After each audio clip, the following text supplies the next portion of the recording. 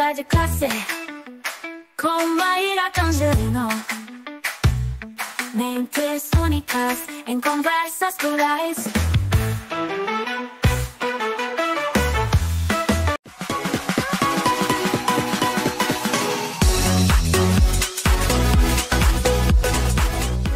Olá, pessoal! Boas-vindas a mais um episódio do Conversa de Classe.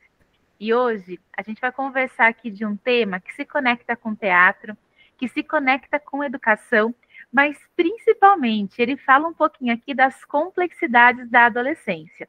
E eu tenho a honra de ter uma convidada aqui que a minha admiração por ela, olha, já passa décadas, assim, a admiração por ela, pelo trabalho dela, pela pessoa dela e principalmente pelas ideias, né?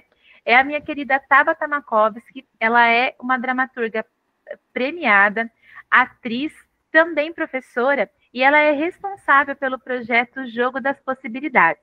E a gente vai falar exatamente aí dessa obra, né? Vocês vão entender o que é esse jogo aí das possibilidades. E eu já combinei com ela aqui nos bastidores que eu já ia começar mandando a primeira pergunta. E Tabata, o projeto Jogo das Possibilidades nasceu de uma pesquisa profunda. E, gente, toda a pesquisa da Tabata é profunda, vocês podem ter certeza disso, tá? Na qual você ouviu adolescentes de diferentes contextos. O que eu quero saber é como foi esse processo, que tipo de reflexões e surpresas você teve ao perceber a maneira como os jovens expressam e lidam com seus dilemas e emoções. Com muita honra, Tabata, professora Tabata Makovsky, seja bem-vinda ao Conversa de Classe. Obrigada, Maíra. É uma honra para mim poder participar desse programa, porque, bem, essa admiração é mútua. E realmente já faz algumas décadas, como você disse. Olha, o projeto Jogo das Possibilidades, ele tem dois momentos. Então, em 2019, que foi quando eu fiz essas primeiras rodas de conversa com adolescentes, ele nem chamava Jogo das Possibilidades ainda. Ele começou a chamar o ano passado. E eu vou tentar contar aqui como que foi esse caminho. Em 2019, um grupo aqui de Jundiaí, ele foi convidado por uma escola, recebeu uma encomenda de uma escola para fazer uma peça sobre bullying para adolescentes. E nesse caminho de a gente começar a estudar o tema, aconteceram duas coisas. Primeiro, a escola percebeu que não ia conseguir seguir com o projeto. E segundo, que uma menina, na época ela era uma menina adolescente, hoje ela já é uma adulta, mas ela que trabalhava com redes sociais, ela é youtuber e tal, ela se uniu a esse projeto. Ela falava sobre isso nos canais dela tal, e ela começou a participar desse projeto junto com esse grupo de teatro. Para a gente saber por onde que a gente ia construir esse texto, a gente organizou várias rodas de conversa com adolescentes. A gente chegava nas rodas e a gente não falava que ia escrever uma peça sobre bullying. A gente dizia que era, né, nos apresentávamos como um grupo de teatro. A maioria dos adolescentes já conhecia essa youtuber, então não precisava apresentá-la. Mas a gente contava a ideia de escrever uma peça e perguntava o que vocês achariam de ser interessante, importante, a gente colocar numa peça de teatro pensando que é para adolescentes. E o tema bullying apareceu em todas as rodas de conversa. Foram rodas em diferentes lugares, tivemos rodas em escolas particulares, em escolas estaduais, em shopping, na Tuarac, na escola de teatro, e esse tema sempre apareceu, junto com outros, né? A família, relações familiares, relações de amizade, as redes sociais. Um outro tema que apareceu bastante e foi curioso foi a noite antes do primeiro dia de aula, do primeiro dia de volta às aulas.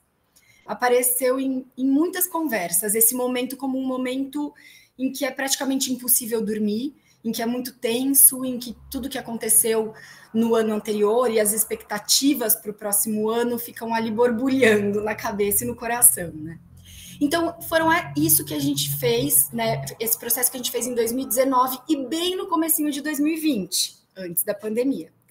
A peça que a gente ia fazer, ela deveria estrear em maio. E ela tinha um apoio do PROAC, editais.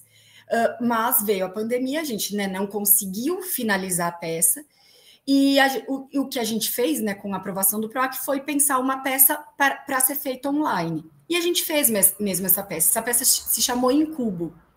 E ela foi apresentada e tinha um debate, até com a presença de uma psicóloga também, que trabalha com adolescentes. Foi bem interessante. Mas, no fim, assim, pós-pandemia, esse projeto ficou estacionado, não voltamos a pensar no texto. E o ano passado, eu falei, né, com esse grupo, eu falei, olha, eu tenho muita vontade de retomar, acho que é um tema que, né, bateu em mim, assim, ficou caro para mim, mas eu tenho vontade de retomá-lo pensando numa peça que é para ser feita por adolescentes. Porque no momento era feito, né, por aquela uma adolescente e por esse grupo de teatro, que eram adultos profissionais. Então, eu tenho a impressão que é uma peça para adolescentes e que não tem uma personagem principal, que era o que acontecia também na outra, tinha essa figura dessa adolescente youtuber como personagem principal. Enfim, eu tinha questões ali que eu gostaria de olhar novamente. Nisso, abriu o PROAC Editais para finalização e publicação de obra teatral, né, uma das linhas, e eu inscrevi esse projeto, daí já com o nome Jogo das Possibilidades, e dizendo que eu desejava fazer tudo isso, né, todo esse olhar novamente para esse texto que tinha sido construído em 2019 e com essas outras abordagens, né. E aí, para esse projeto do PROAC, eu previa também que eu iria em 7 escolas aqui da região metropolitana de Jundiaí, em 2 momentos. Um momento antes de voltar ao texto, antes de recomeçar a escrever a peça, e um momento depois de o livro já publicado, para compartilhar, né, de alguma maneira, o livro com essas turmas, com as quais eu teria conversado. Então, esses 2 momentos, eu fiz o primeiro, os 2 agora em 2024. O primeiro no início do ano, fevereiro, março e abril, acho, e o outro agora em outubro e novembro. Acabei de terminar esse segundo momento, né, de ir às escolas. Então, esse foi o processo assim, de pesquisa. Uma coisa que é interessante eu pontuar é que nas primeiras, lá em 2019, as rodas de conversa, elas foram literalmente rodas de conversa. A gente sentava e conversava. Nessas aqui de 2024, primeiro que eu já me apresentava como dramaturga e que eu queria escrever uma peça, quer dizer, que eu estava escrevendo uma peça, não falava bullying, mas eu falava que era uma peça que falaria sobre a diferença entre as pessoas, o respeito à diferença, e a outra parte disso que é o não respeito, a discriminação e o crime que acontece pelo não respeito às diferenças. Eu dizia que esse era o tema que eu queria falar, que eu queria conversar com eles, mas aí eu dizia que eu queria conversar através do teatro.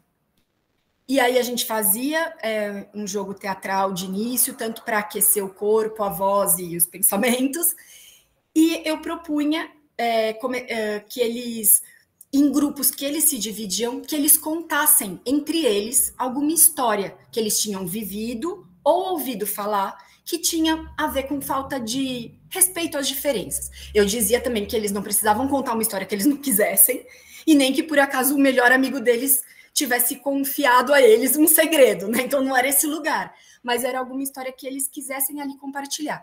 E desse compartilhamento entre os grupos, eles deviam pensar como daí compartilhar com a turma inteira. Se era contando, se era fazendo uma cena, e apareceram as coisas mais diversas. E eu quis pontuar isso porque isso tem a ver com o meu percurso desde o meio do ano passado no mestrado, que eu venho pesquisando adolescência e dramaturgia, e vendo o quanto, para mim, dramaturgia está tendo cada vez mais ligação com o corpo. Né? O corpo que faz uma cena de teatro é o mesmo corpo que escreve uma cena de teatro.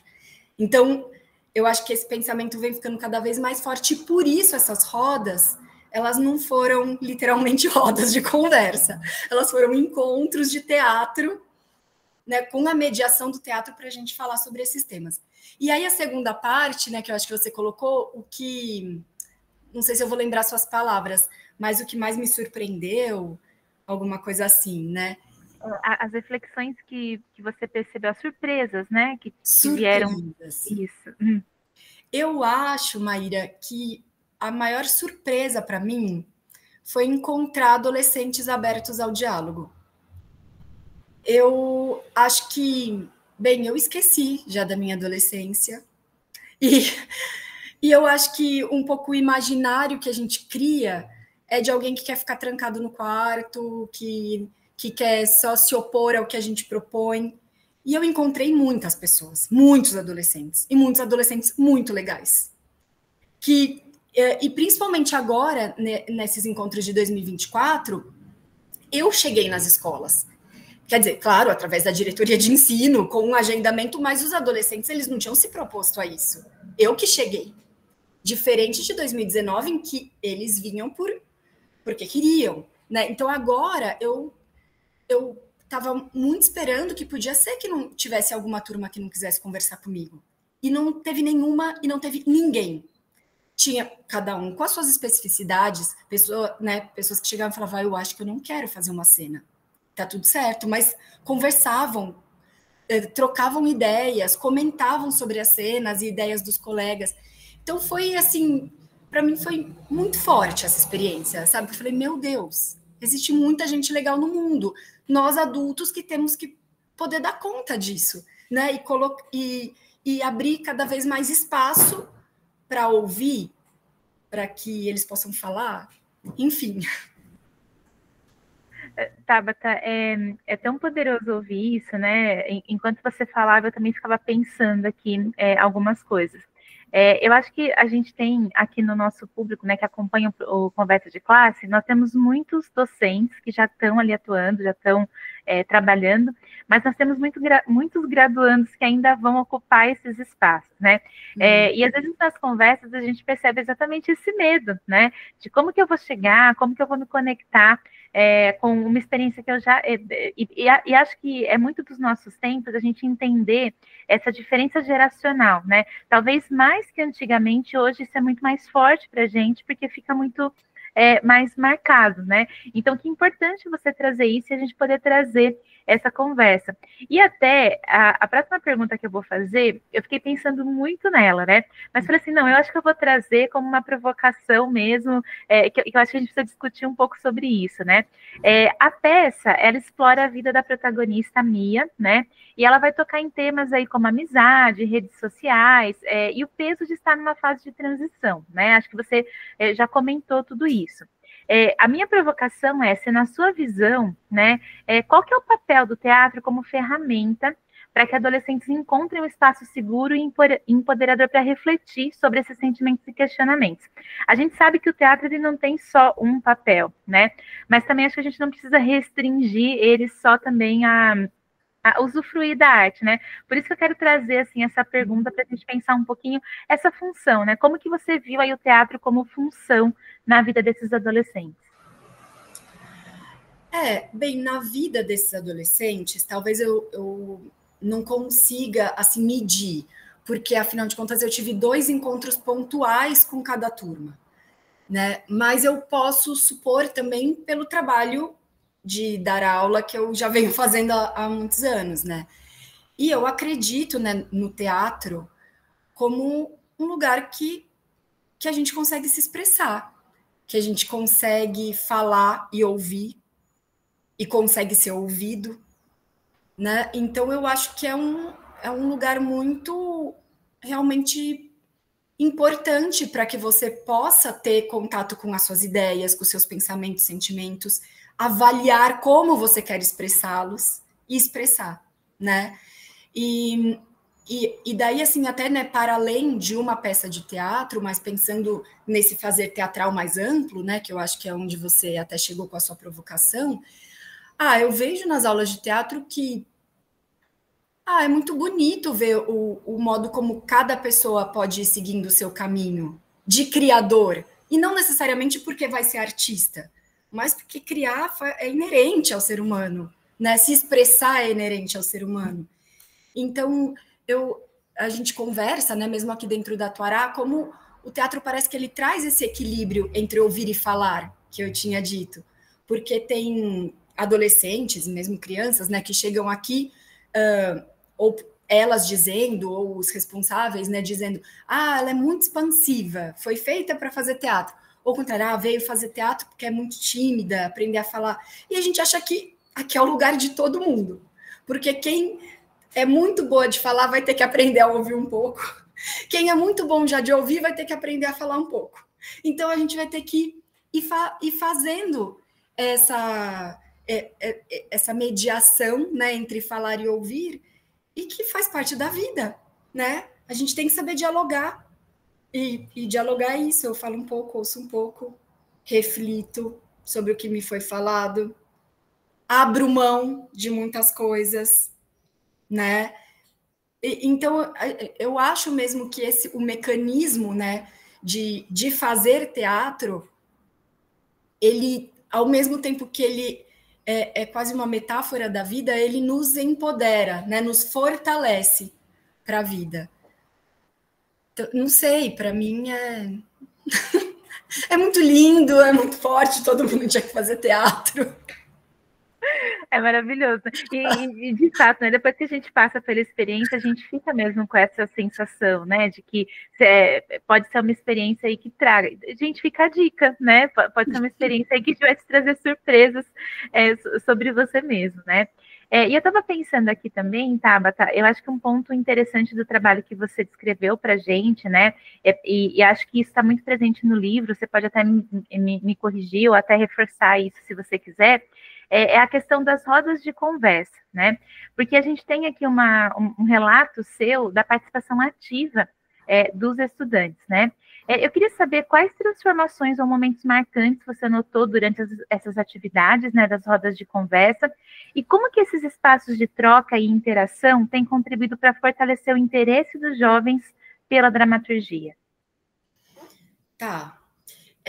Bem, mais uma vez, né, quero dizer isso, né, eu os encontrei em 2 vezes, né, pontualmente, então também o meu relato é disso, né, não é de um percurso que eu fiz com esses jovens. No entanto, né, as rodas de conversa foi o nome que eu dei para os primeiros encontros, né, os que aconteceram em fevereiro, março, abril. Para esses que aconteceram agora em outubro e novembro, eu chamei de rodas de leitura, mas como eu já disse a vocês, né, na pergunta anterior, nenhum foi uma roda de conversa, nem uma roda de leitura, literalmente. Né, nós usamos o teatro para falar sobre temas e para falar sobre a peça. E, né, e eu acho que, mais uma vez, né, além de encontrar ali adolescentes abertos ao diálogo, eu acho que muitas coisas me surpreenderam, assim. E histórias que vieram de maneira muito emocionada, tanto emocionada dos que estavam ali narrando, quanto também emocionando a quem estava vendo. Emocionadas por serem temas fortes, por serem histórias contundentes. Vou dar um exemplo. Teve um grupo que era um grupo de meninas e elas vieram contar, era a história de uma delas. Elas vieram contar de maneira encenada a história de uma delas que tinha sofrido uma discriminação por conta da religião dela. E elas estavam encenando essa história, que passava num vagão de trem. E aí, no meio da cena, uma das meninas, que não era a dona da história, saiu de cena. Saiu da sala. Eu não nem consegui imaginar o que estava acontecendo. E aí eu sei que a cena terminou, as outras todas foram correndo para o corredor atrás daquela. Eu fui atrás, eu falei, meu Deus, né? O que se passou? E aí estava essa menina que tinha saído, a dona da história e mais uma que estava lá ensinando, chorando copiosamente, abraçadas. E elas estavam dizendo, é porque essa história, a gente já passou por essa história também. Essa história é nossa, sabe? E quem já passou entende o que é. Então aquilo, assim, foi de um arrebatamento, porque eu falei, meu Deus, assim, né? Isso é muito mais que eu podia pedir, né? Nunca pediria para chegar assim, né, nessa força. Mas, de alguma forma, eu entendo, né, que tem a ver com os espaços que você falou, espaço seguro de se expressar, que, de alguma forma, ela e elas sentiram ali que era um espaço seguro de se expressar e de se emocionar também, né? Porque quantas vezes a gente tem que segurar a nossa emoção, né? Também por não estar num espaço que a acolha. Então foi muito... mexeu muito, né? Com todo mundo essa história. E, ao mesmo tempo que tem esse lugar da emoção, eu acho que também surpreenderam muito, algumas histórias surpreenderam muito pela, como que eu vou chamar, perspicácia. Vou dar um exemplo.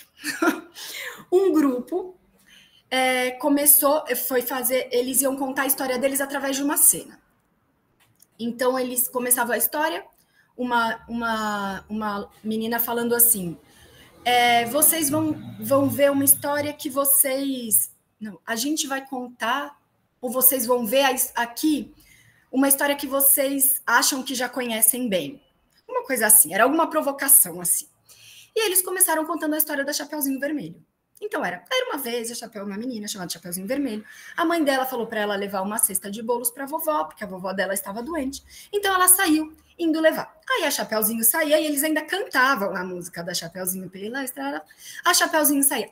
Nisso chegava um menino negro e falava: oi menina, oi Chapeuzinho. Sei lá, ele falava uma frase. Nisso apareciam os caçadores batendo e começava a bater nesse menino: lobo, lobo, lobo, lobo, lobo. O menino caía. E os caçadores, tipo, felizes, porque tinham feito o trabalho deles, voltava a narradora e falava: essa não é a história da Chapeuzinho Vermelho, e ele não era o lobo. Ele só queria falar oi para a Chapeuzinho, sei lá, tirar uma dúvida, pedir uma informação, mas esse tipo de violência é o que acontece todo dia. E uma lição. Você fala, chocado, assim, né? Porque como que consegue esse poder, né, de metáfora, de paralelo entre histórias, e que cai muito mais forte do que, sei lá, qualquer coisa. Então, sabe, esses lugares, assim, de surpreender por isso, pela emoção, pela beleza, pela inteligência, pela abertura.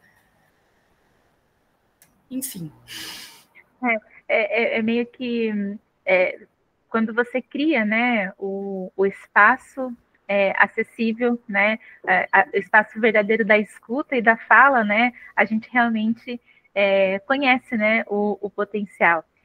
Aí, Tabata, para a gente até partir para uma finalização, né, eu queria falar um pouquinho mesmo do livro, né, você contar para a gente aí como que a gente pode acessar, como a gente pode conhecer esse trabalho, mas acho que além do lançamento, o projeto também inclui a distribuição gratuita dos exemplares para a escola pública, né? Pensando na ampliação do acesso, né? Que impacto você espera que essa obra tenha a longo prazo na vida aí dos jovens, né? Mas especialmente dos que têm poucas oportunidades de vivenciar o teatro e a literatura? Bem, realmente a gente entregou, além, né, nas escolas que a gente foi, todas ficaram com exemplares nas bibliotecas.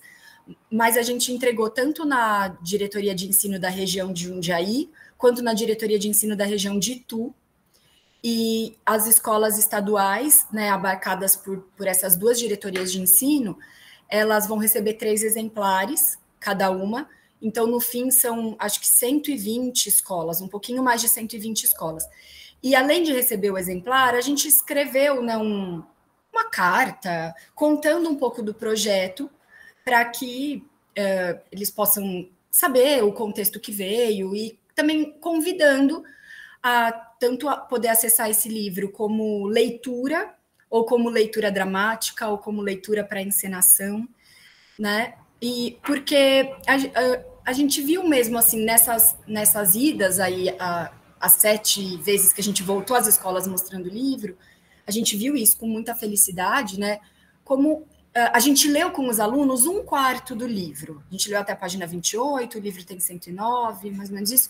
E como causou interesse, sabe? Interesse em comentar, interesse em transformar em cena. E causou interesse tanto o assunto, quanto eu mostrar para eles, olha, e um texto teatral feito de falas e rubricas, veja, as rubricas são as minhas ideias sobre a ação, né? Ação, cenário, né? Emoção, mas tanto as falas e as rubricas, eu parti das ideias que eu tive conversando com vocês e transformei, junto com as minhas ideias, em palavras, num livro. Agora vocês podem pegar esse livro, que é feito de palavras, juntar com as ideias de vocês e transformar em cena.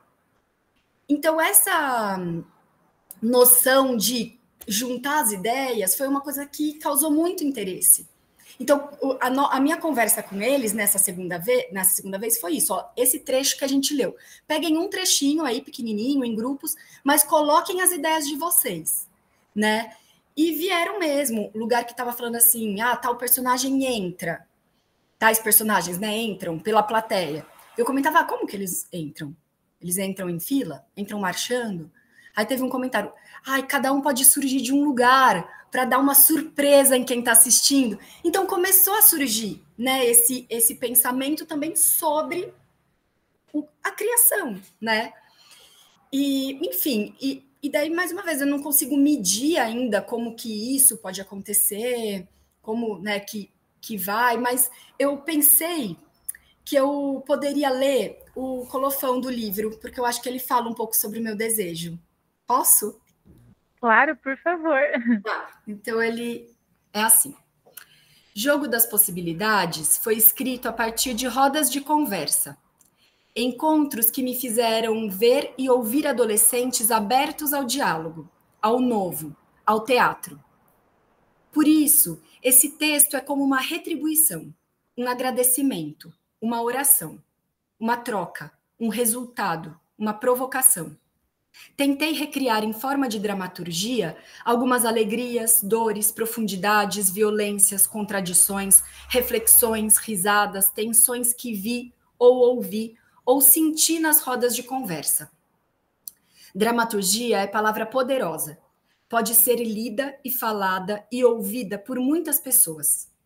Por isso, desejo que esse texto chegue ou volte aos adolescentes como uma possibilidade para mais encontros, mais jogos, mais diálogos, mais voz, mais teatro.